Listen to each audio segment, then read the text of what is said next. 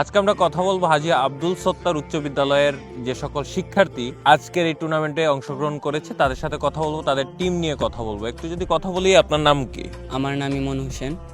আমি হাজী আব্দুল সত্তার উচ্চ বিদ্যালয় থেকে এসেছি এখানে খেলতে আমার টিম নিয়ে। কতজন সদস্যের স্কোয়াডটা হলো 15 জনের, একাদশ তো 11 জনের হয়, আর আমাদের 2 জন, একজন কোচ, একজন টিম ম্যানেজার আছেন। আমাদের সাথে মোট 17 জন আমরা এখানে এসেছি উদ্বোধনে।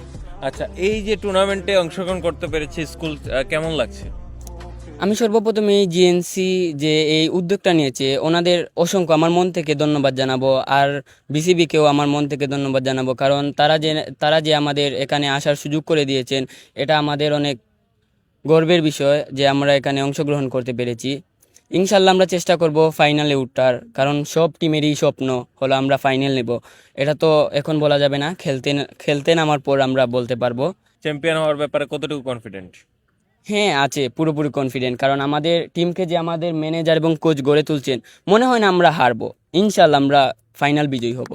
দলের অস্ত্রটা কি, মানে দলে একজন মানে- থাকে না, কি প্লেয়ারটা কে আপনার দলের? আমার দলে মোট 2টা লেগ স্পিনার আছে, আর আপনি তো জানেই বাংলাদেশে লেগ স্পিনারদের অনেক গুরুত্ব।